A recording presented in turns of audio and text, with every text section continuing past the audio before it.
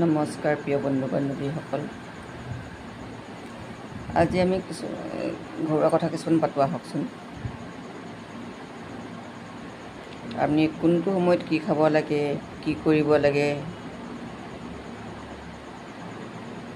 এইবিলাক কথা আমি জানো যদিও কেতিয়াবা নজনা হৈ পৰোঁ। কিন্তু এইবিলাক কথা মনত পেলোৱাটো ভাল কথা হয়। কিন্তু আপোনালোকে মোৰ ভিডিঅ'টো চাই ভিডিঅ'টো লাইক শ্বেয়াৰ কৰিব, ছাবস্ক্ৰাইব কৰিব। আজি আপোনালোকক কওঁ, ভাদ আৰু কাতি মাহত লাও মৰিগলো নাখাব দেই। ই বিষৰ তুল্য, বিষ হয়। এই বিষ বাত বিষ হিচাপেও হয়গৈ। আৰু শুকান পান দেখিছেনে? শুকান পান কেতিয়াও নাখাব। যেনেকৈ শুকান পানী খালে আমাৰ হৃদয়খনো শুকাই যোৱা, তাৰমানে আয়ুস টুটি যায়। আৰু পাণৰ শিৰবিলাক খাবলৈ নিদিব ল'ৰা ছোৱালীক, ই বুদ্ধিহীন হয়। আৰু এতিয়া আপোনাৰ আহাৰত অমাৱস্যা,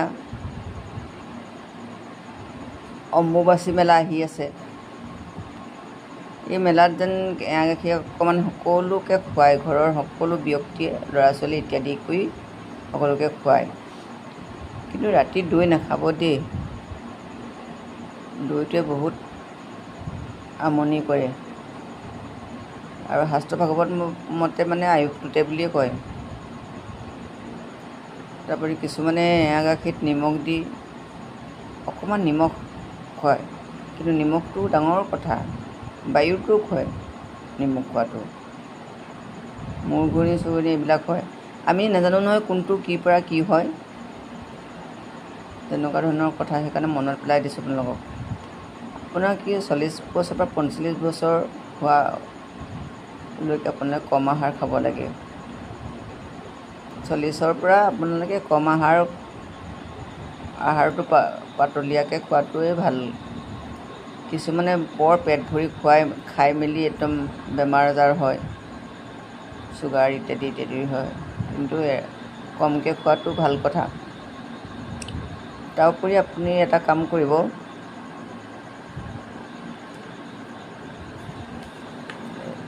সন্ধিয়া বেলি অস্ত যোৱাৰ লগে লগে ঘৰ ঝাৰু নিদিব।